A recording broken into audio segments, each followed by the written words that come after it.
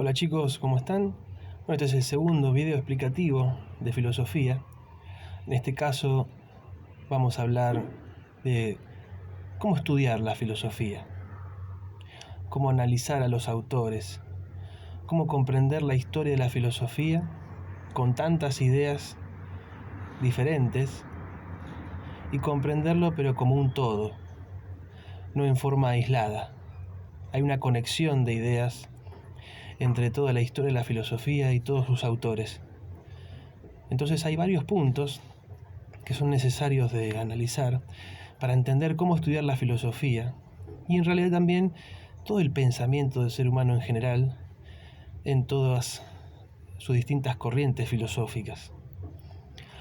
En un primer punto es muy necesario comprender el autor en qué circunstancias históricas está escribiendo, cuál es el contexto histórico en el cual está escribiendo su filosofía, su idea, porque obviamente todo lo que ocurre en su historia, todo lo que está ocurriendo alrededor de esa persona que está pensando y escribiendo, todo eso influye, no puede quedarse aislado.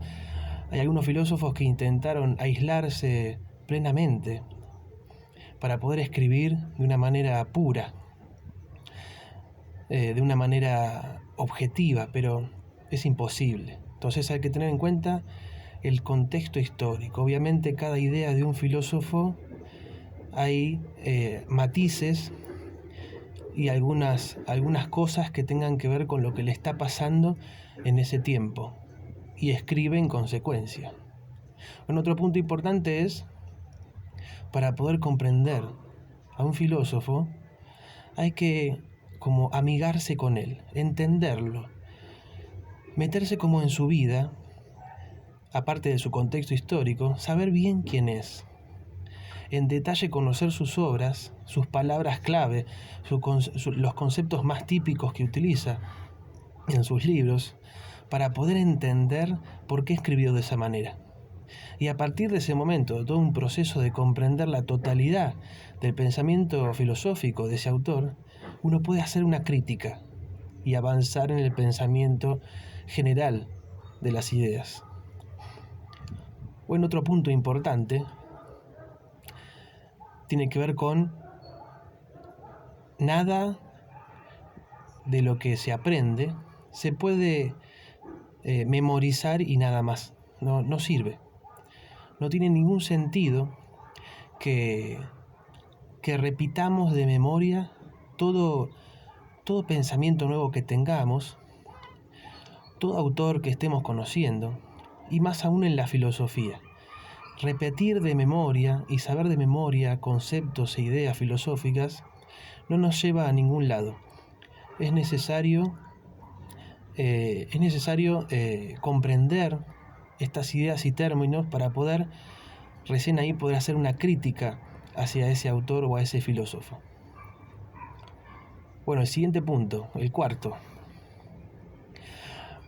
Es muy importante para poder hacer una crítica y entender un pensamiento filosófico, tener cierta madurez en el modo de razonar las cosas. Obviamente no es lo mismo una persona que tenga 10, 12 años y la argumentación o pensamiento puede llegar a tener comparado a una persona adulta.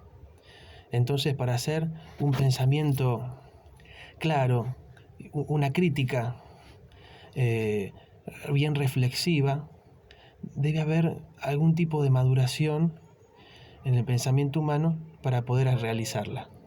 Entonces, para no repetir palabras y argumentos, porque sí, es necesario que la persona tenga cierta madurez en su pensamiento, en su crítica, en su reflexión, para que no se deje llevar por cualquier idea, ¿no? Porque la falta de madurez en un pensamiento, podemos llegar a repetir lo que otros dicen porque tiene cierta autoridad o porque es reconocido por muchos, entonces porque lo dijo tal, entonces debe estar bien. o porque la mayoría dice que es así, entonces debe estar bien. Entonces no es tan así. La madurez en el pensamiento hace de que todo se pueda criticar. Todo es posible criticar, poner en duda, no al extremo, no caigamos en el escepticismo, ¿no? De no creer en nada y de poner todo en duda, sino de una manera racional, como habíamos dicho anteriormente en otras clases. Otro punto importante, hay que leer a los filósofos directamente desde sus obras para entender quiénes son y comprender toda su filosofía. Pero eso es muy difícil, porque todos los filósofos han sido interpretados. Entonces, imagínense la cantidad de pensamientos que nos llegan, que son interpretaciones de otros filósofos. Y entonces, fíjense también que hay un montón de escritos que no tenemos de muchos filósofos de la antigüedad, pero los conocemos sus ideas a través de otras personas que han escrito e interpretado y explicado la filosofía de estos autores, para actualizarlo en el tiempo en que estamos y entendamos qué quiso decir. Imagínense las enseñanzas que se dan en cualquier materia, en cualquier ciencia, en las escuelas, en las universidades.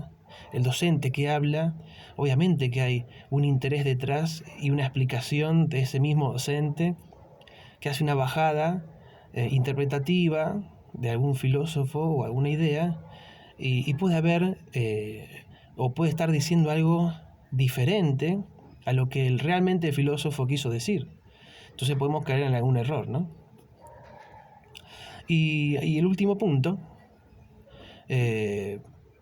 tiene que ver con, para poder sacar conclusiones personales, después de haber leído a un autor y poder tener un pensamiento propio, dijimos antes que es necesario no memorizarlo todo, ¿no? Después de haber leído todo y hacer las comparaciones con otros filósofos, con las ideas mismas del filósofo, haber leído toda su obra, ahí recién podemos poder sacar nuestras propias conclusiones sobre las ideas de ese filósofo y hasta tener nuestras propias ideas para de a poquito poder diferenciarnos de ese pensamiento o decidir quedarnos en ese pensamiento.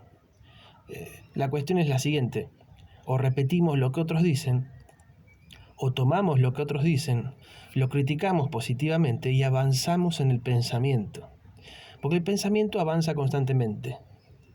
Y avanza y mejora, retrocede para crecer más, a veces. Pero no es estático. Es ilimitado el pensamiento humano y constantemente van a haber nuevas ideas. Así que bueno, estos fueron 6 puntos muy importantes para saber cómo estudiar la filosofía y el pensamiento en general en el ser humano, y cualquier cosa que queramos estudiar y analizar debe hacerse de esta manera para poder realmente llegar a la idea de algo o a la verdad, esa verdad que parece inaccesible, pero podemos dar luz a esa verdad para que aparezca, se devele por medio de estos puntos que acabamos de recorrer. Así que bueno, espero que estén bien, cuídense mucho y nos veremos en el próximo audio reflexivo.